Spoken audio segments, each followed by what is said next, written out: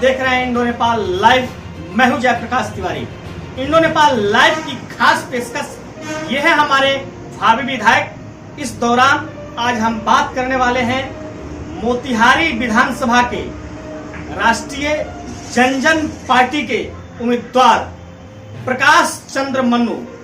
इनसे जानते हैं तमाम वो सारी चीजें, इनकी तमाम वो विचारधारा, इनके तमाम वो उद्देश्य जिसकी बुनियाद पर इस विधानसभा में लगातार जनता दर्शन कर रहे हैं, जनता का आशीर्वाद ले रहे हैं, तमाम लोगों की दुआएं ले रहे हैं और सभी लोगों के बीच पहुंच करके अपनी उन उद्देश्यों के बारे में लोगों को बताते हैं। तो चलिए चलते हैं, सीधे जानते हैं उन्हीं की जुबानी कि क्या है उनका उद्देश्य, किस आधार और किस योग्यता पर ये अपनी चुनाव को प्रतिनिधित्व करने जा रहे हैं मोतिहारी विधानसभा से। इंडो नेपाल लाइव के खास पेशकश ये है हमारे भावी विधायक। सबसे पहले इसमें हम आपका स्वागत और आपका अभिनंदन करते हैं। और हम नहीं बल्कि यहाँ की आवाम जानना चाहती है किन योग्यता, किन आधार पर आप यहाँ बिहार विधानसभा का प्रतिनिधित्व कर रहे हैं, नेतृत्व कर रहे हैं, लोगों की दुआएं मांग रहे हैं, लोगों के बीच पहुंच रहे हैं। क्या आपकी विचारधारा है, इसके बारे में तमाम सारे लोगों को बताएं। देखिए, हमारा सबसे पहला मुद्दा है बेरोजगारी दूर करना। आज युवा बेरोजगारी जो सबसे बड़ा मुद्दा है हमारा बिहार का, कि बिहार के लोगों को सबसे ज्यादा बाहर जाकर, दूसरे प्रदेश में जाकर अपना घर, अपना द्वार, अपने बीवी, अपने बच्चों को छोड़कर, अपने माता पिता को छोड़कर जो बाहर रहने का जो आज के डेट में जो समस्या उत्पन्न हुई है, ये दूर करना। बिहार में रोजगार को बढ़ावा देना, ताकि चूंकि सभी लोगों को सरकारी नौकरी उपलब्ध नहीं कराया जा सकता है, लेकिन कहीं ना कहीं अगर रोजगार यहाँ पर दिया जाए, कंपनी यहाँ पे आए, उद्योग धंधे लगाए जाए, तो हमारे 80% बिहार के भाइयों जो यहाँ पर अपना काम करके उनको रोजगार मिलेगा और उनको अपना घर छोड़कर बाहर जाने की जरूरत नहीं पड़ेगी। जैसे आपने देखा कि कोरोना जैसे महामारी में जो हमारे बिहार के भाई, मजदूर, गरीब, किसान के बेटा, सबसे ज्यादा कौन बाहर जाता है? किसान के बेटा ही जाते हैं। किसान के बेटा सबसे ज्यादा, गरीब मजदूर के बेटा बाहर कमाने जाते हैं, क्योंकि उनके पास रोजगार का कोई अवसर नहीं है। और शिक्षा की जो बदहाली है वो बेरोजगारी को बढ़ावा देने में सबसे ज्यादा भूमिका निभाती है। और बिहार का शिक्षा स्तर सबसे ज्यादा गिरा हुआ है और स्वास्थ्य व्यवस्था का तो कुछ कहना ही नहीं है। तो मेरा यही उद्देश्य है, इन्हीं सब विशेषताओं पर हम, इसी सब चीजों पर हम, इसी सब समस्याओं को दूर करने के लिए हमें आगे आना पड़ा है। नहीं तो हम भी एक युवा है, पढ़े लिखे युवा है, क्या ऐसी जरूरत आ गई कि हमें राजनीति के इस समर में आना पड़ा? आप देख सकते हैं हमारी उम्र बहुत ज्यादा नहीं है हमारे भाई। हम इस बिहार विधानसभा चुनाव के सबसे कम आयु वर्ग के सीमा के अंदर उम्मीदवार जो होंगे उसमें से हमारा स्थान होगा जरूर। और इसमें तो सवाल ये उठता है कि अगर यहाँ के लोगों का आपको स्नेह और प्यार और मोहब्बत मिलता है, तो यहाँ की सीरत एवं सूरत बदलने में आप कैसे सफल होंगे? क्या इसका आपके पास रोडमैप बना हुआ है? तो यहाँ का नेतृत्व अगर आपको मिलता है तो क्या कुछ खास होगा मोतिहारी विधानसभा? बिल्कुल, आपने बिल्कुल सही कहा। क्योंकि पहले मोतिहारी विधानसभा क्षेत्र से हम प्रत्याशी हैं, तो सबसे पहले मोतिहारी के लिए हमारा उद्देश्य होगा। उसके बाद मोतिहारी बदलेगा, उसके बाद पूरा बिहार उस मॉड्यूल पर काम करेगा और आगे बढ़ेगा। हमारे सबसे पहले तो मैं अपने राष्ट्रीय अध्यक्ष आशुतोष कुमार जी को बहुत बहुत धन्यवाद और शुक्रिया अदा करना चाहेंगे कि उन्होंने हम पे विश्वास जताया और हमारे कार्य से, हमारे सामाजिक कार्य से वो प्रभावित होकर हमें राजनीति के इस समर में आने के लिए स्वागत किया। तो कहीं ना कहीं हम पे विश्वास जताया है। तो सबसे पहले है कि बेरोजगारी दूर करना। जैसे कि हमने कहा है, हम चाहेंगे कि हमें जहां तक संभव हो हमारे घर में रोजगार आए, उद्योग धंधे आए, लघु उद्योग आए। तो सबसे पहले मेरा ये उद्देश्य होगा कि रोजगार को बढ़ावा देना। युवा रोजगार के लिए बाहर जाते हैं, तो सबसे पहला मुद्दा रोजगार को बढ़ावा देना। और दूसरा मुद्दा जो होगा वो, मतलब ये पॉइंट A1 में ही है, ABC इसको अगर हम डिवाइड कर देते हैं तो इसमें होगा शिक्षा, स्वास्थ्य, और नारी सुरक्षा, मैं फिर से एक बार दोबारा बोल रहा हूँ, नारी सुरक्षा, क्योंकि आपको पता होगा बालिका गृह हत्याकांड जैसी घटनाएं किस तरह से देश को, मतलब बिहार की जो प्रतिष्ठा है उसको हनन करने का काम किया है। तो ये चीजें सबसे पहले होगी। स्वास्थ्य व्यवस्था को सबसे ज्यादा ध्यान में रखा जाएगा। हर जो स्वास्थ्य उप केंद्र है वहाँ पे समुचित व्यवस्था होगी, बजाते डॉक्टर भी वहाँ अवेलेबल होंगे, इसलिए कि जब आप छोटे मोटे एक्सीडेंट हो जाते हैं, जैसे भी हो जाते हैं, फर्स्ट एड अगर कर दिया जाता है तो कहीं ना कहीं 80% रिस्पॉन्सिबल है वो जान बचाने के लिए, क्योंकि जब फर्स्ट एड की सुविधाएं हो जाती है उसके बाद कहीं ना कहीं उसका जान बचने का चांसेस 80% बढ़ जाता है। तो पहले देखिए, पहले जान है तब जहान है। तो स्वास्थ्य की मुद्दा ये हो गया। शिक्षा का जहां तक है तो शिक्षा के स्तर में हम बदलाव करेंगे, शिक्षकों की बहाली करेंगे और वो भी कॉम्पिटेटिव, मतलब कंपटीशन के थ्रू अच्छे शिक्षकों को लाएंगे। जो बच्चों को आज के डेट में है कि सरकारी विद्यालय को इस तरह से कर दिया गया है कि लड़के आगे जा ही ना पाए, जब वो मिनिमम एलिजिबिलिटी है उसको पार नहीं कर पाएंगे तो फिर आगे की परीक्षाओं को कैसे वो सफल करेंगे। उसके बाद एक ढोंग दे दिया जाता है कि रिजर्वेशन दिया जाता है। किसे रिजर्वेशन का लाभ मिलता है आपको पता है? पूंजीपतियों को बेटे को रिजर्वेशन का लाभ मिलता है। पूंजीपति, जातिगत रिजर्वेशन का लाभ केवल वही लोग उठाते हैं जो पूंजीपति है उस वर्ग में।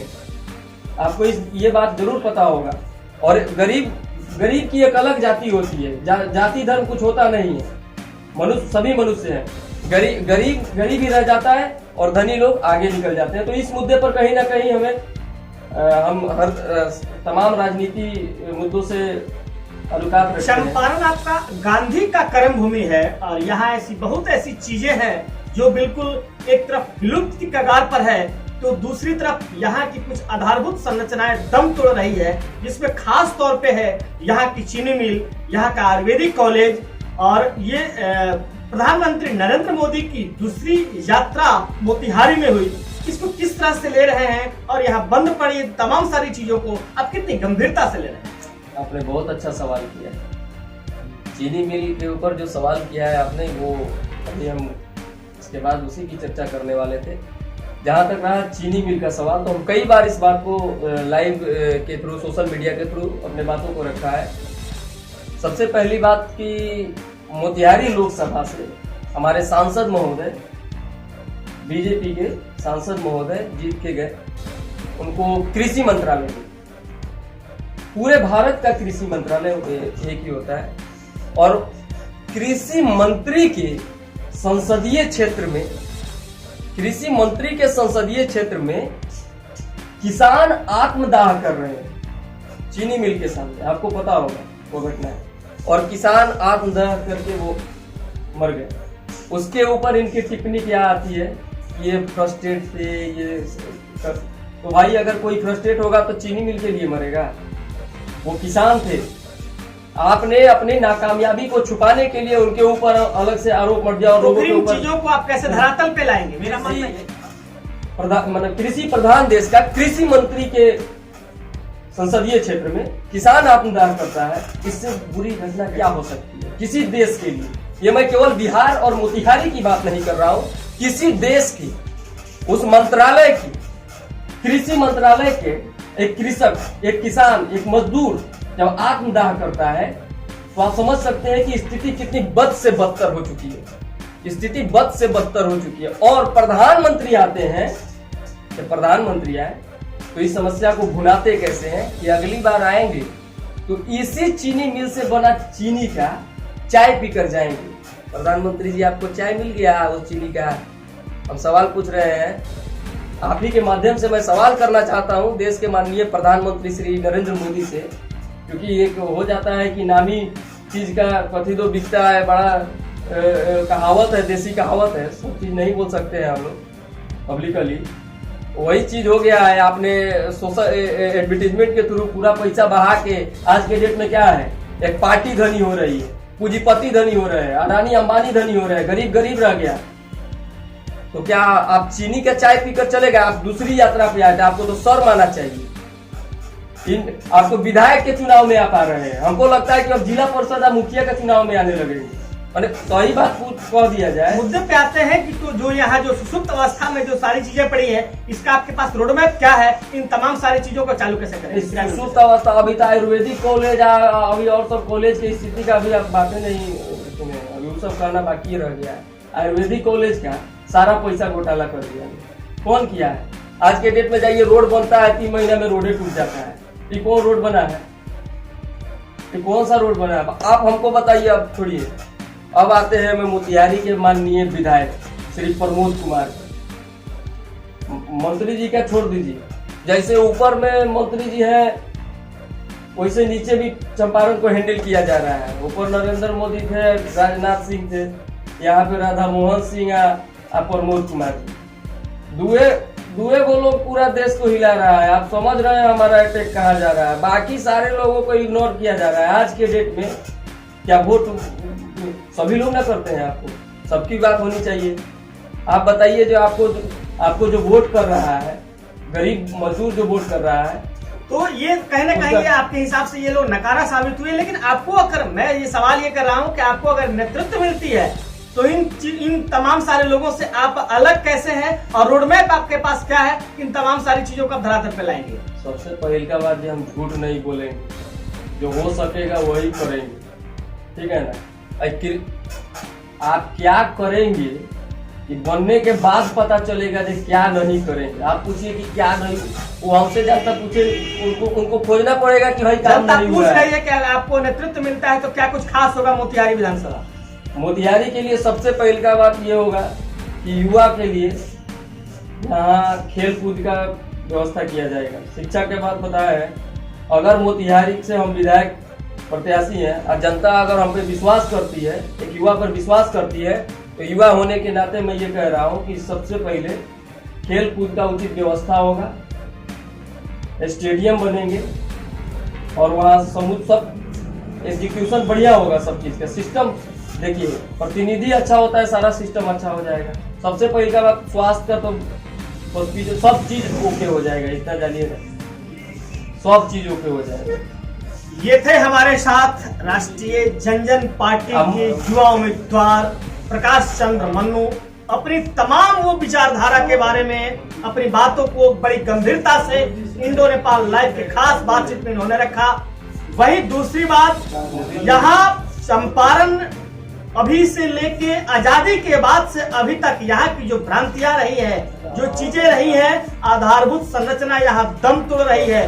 वहीं यहाँ के नकारेपन जितने सारे तमाम जनप्रतिनिधियों के बारे में इन्होंने स्पष्ट शब्दों में बताया कि यहाँ के विधायक और सांसद ये तमाम सारे लोग नकारा साबित हुए। यहाँ की सारी चीजें, इनका मानना है कि चाहे वो मोती झील की सौंदर्यीकरण की बात कह लीजिए, चीनी मिल की बात कह लीजिए, आयुर्वेदिक कॉलेज की बात कह लीजिए, इनका मानना है कि तमाम सारे लोग यहाँ आए लेकिन इन लोगों ने कोई काम यहाँ नहीं किया जो धरातल पे दिखे। वही इनका मानना है कि मेरा अगर नेतृत्व मिलता है तो वो तमाम सारी चीजों को मोतिहारी में मैं जीवंत करूंगा, चाहे वो युवा के रोजगार की व्यवस्था हो, नारी सशक्तिकरण की बात हो, आधारभूत संरचना की बात हो या मूलभूत सुविधा की तमाम सारी बातें हो। इनका सीधे तौर पर नरेंद्र मोदी पर भी इन्होंने इस दौरान जमकर इन्होंने निशाना साधा। इनका सीधा मानना है कि जब देश का प्रधानमंत्री ही अगर झूठ बोलता हो तो फिर बाकी आवाम का क्या होगा। वही फिर इन्होंने अपनी बात बताई कि अगर मुझे नेतृत्व मिलती है तो मोतिहारी विधानसभा बिल्कुल ही एक अनोखा होगा, अपने आप में एक चुनिंदा होगा, एक ऐतिहासिक होगा, एक अविस्मरणीय होगा। मोतिहारी विधानसभा से तमाम सारे बिहार के सभी विधानसभा एक सीख लेंगे, ये कहना है प्रकाश चंद्र मन्नू, जो मोतिहारी से युवा कहीं न कहीं युवा है और इनके अंदर जो जोश, जुनून, मेहनत और परिश्रम से ये पूरी तरह लवरेज है।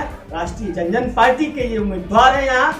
अब देखना यह लाजमी होगा कि इनकी विचारधारा को यहाँ के लोग कितनी गंभीरता से ले रहे हैं। इसके लिए सीधे चलते हैं, जानते हैं कुछ लोगों से कि तमाम वो सारी चीजों को वो कितनी गंभीरता से ले रहे हैं। कैमरामैन अमित के साथ जयप्रकाश तिवारी, इंडो नेपाल लाइव।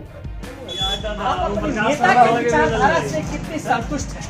जी, मैं हमारे जो नेता पहले बीजेपी को भी वोट किया, 15 साल हमने प्रमोद साहब को दिया, 15 साल हमने आरजेडी को दिया, यहाँ से आरजेडी से भी प्रत्याशी है, लेकिन उन्होंने हमारे मोतिहारी के लिए, चाहे हमारे शहर के लिए, चाहे हमारे गांव के लिए कुछ नहीं करा। सिवाय भाषण की, सिवाय घुमाने की, सिवाय सिर्फ वोट आधारित लोगों का सिर्फ राजनीतिक रहा है कि वोट लें और कुछ नहीं। अभी हमारे बीच प्रकाश चंद्र मुर्मू आए, जो हमारे नेता हैं, युवा नेता हैं और ये इंजीनियर है। उनकी विचारधारा से हम संतुष्ट हैं और आने वाले तो क्या लगता है परिवर्तन होगा? परिवर्तन होगा। क्या उद्देश्य होगा परिवर्तन का? मुद्दा रहेगा परिवर्तन मुद्दा रहेगा। पहला मुद्दा बेरोजगारी का, दूसरा मुद्दा चीनी मिल का और तीसरा मुद्दा स्वास्थ्य। आपके विधायक जो बनने वाले हैं वो तमाम सारी चीजों को गंभीरता से ले रहे हैं। सर वो हम गंभीरता से ले रहे हैं और उनको सर आंखों में बैठा रहे हैं। आने वाले 7 तारीख को विधानसभा हमारे मोतिहारी सदर में जो चुना है, वही प्रकाश चंद्र मुर्मू को अपना पूर्ण रूप से समर्थन करता है। क्या नाम है आपका? मेरा नाम कुंदन कुमार सिंह। युवाओं के लिए हम कुछ नहीं किए हैं प्रमोद कुमार। हम लोग भरोसा दिला रहे हैं युवाओं को, एक बार हमको मौका देकर दीजिए। अगर प्रकाश चंद्र मुर्मू को अगर भरोसा करती है जनता, जितने भी सवाल है जनता का, हम लोग इतना भरोसा दिलाते हैं कि अगले बार अपोजिशन हम लोग के मन में नहीं रहेगा। हम लोग पूरा कोशिश करेंगे कि जनता का जितनी भी समस्या है हम लोग दूर करेंगे, अगर भरोसा जनता करती है। क्या नाम है आपका? मेरा नाम अमन सिंह हुआ। हम लोग प्रकाश चंद्र मुर्मू को सपोर्ट कर रहे हैं और युवाओं से भी बोल रहे हैं सपोर्ट कर रहे हैं। देखिए, बिहार में क्या है ना कि यहाँ पर लोग जो है या पूरे मैं देश के लिए बोलूँगा या सभी को संदेश दूंगा कि कभी भी आप राजनीति कर रहे हैं तो मुद्दा विकास का होना चाहिए। यहाँ पे मैं सभी युवाओं से और सारे लोगों से, जितने भी लोग हैं, उनसे मैं एक संदेश देना चाहता हूँ कि आप कहीं भी हो, किसी भी राजनीतिक दल से आप अगर संबंध रखते हैं, ताल्लुक रखते हैं, तो आप मुद्दा बस विकास का रखिए, ना कि मेरा जाति है ये, मेरा धर्म है ये, मेरा पार्टी है ये, मेरा भैया है ये, मेरे चाचा है ये। किसी न किसी तरह से आपको वो जकड़ के रखने का प्रयास करते हैं और आपको अशिक्षित बनाने के लिए अग्रसर करते हैं और आपको विकास नहीं देते हैं। और विकास नहीं देने के चलते, डेवलप नहीं होने की वजह से आप सही आप डिसीजन नहीं ले सकते हैं। तो हमें करना क्या है? इस तरह से आप बिहार को देख सकते हैं कि 15 साल लालू राज में क्या हुआ। 15 साल विकास का मतलब बात तो छोड़ दीजिए, जंगल राज के नाम से प्रसिद्ध है।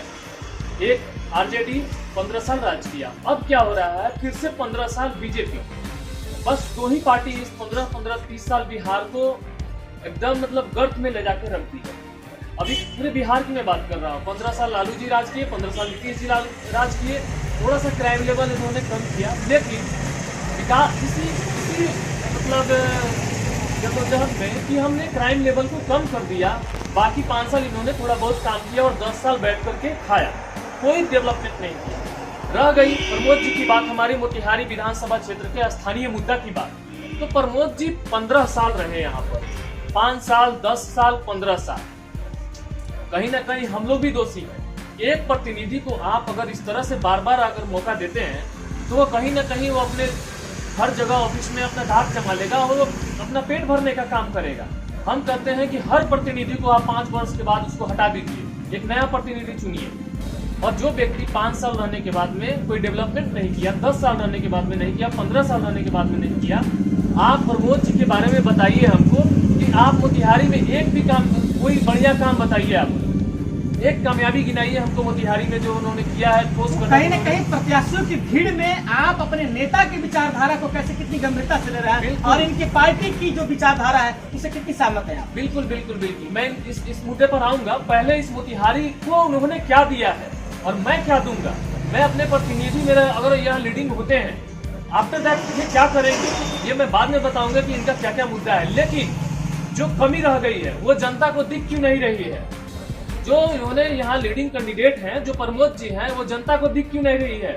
क्यों आप हिंदू, जय बीजेपी, जय जात करते हैं लोग? क्यों किसी जातिवाद विशेष को पार्टी को अपना मान लेते हैं कि ये मेरा पार्टी है और विचारधारा की लड़ाई में बहे चले जा रहे हैं आप? आपको नहीं लगता है कि हम एक झूठी शान में आप जिए जा रहे हैं? एक ऐसे बस मुश्क में तान मारने के लिए चौक में जाकर खड़े हो जाएंगे। क्या आपको रोजगार मिल रहा है? चौक चौराहा पे आप रोजी रोटी के लिए भटक रहे हैं, ठेला लगा रहे हैं, धक्का मार के बाहर किया जा रहा है आपको। कौन से शान में जी रहे हैं आप मुंह से करके? शान में जिया कीजिए उस वक्त जब आपको प्रमोद जी, नीतीश कुमार, मोदी जी अगर नौकरी दे रहे हैं। इस मुद्दा पर मुंह छेकिए, ना कि ये मेरा जात है, मेरा समुदाय है, मेरा धर्म है, मेरा पार्टी है। नहीं, इनसे अलग कहाँ है आप? अलग, बिल्कुल अलग है। हम आपको बताएंगे, बिल्कुल अलग है। हम इन मुद्दों से हम जनता से चाहते हैं कि आप इसे हट करके, और मेरे पार्टी के प्रकाश चंद्र मन्नू जी राष्ट्रीय जनजन पार्टी से जो खड़े हैं बैठ छाप से, क्रमांक 7 है इनका, 7 को चुनाव है। मेरा पार्टी का विचारधारा बिल्कुल अलग है। मेरे पार्टी का विचारधारा और प्रकाश चंद्र मन्नू जी का विचारधारा बिल्कुल अलग है।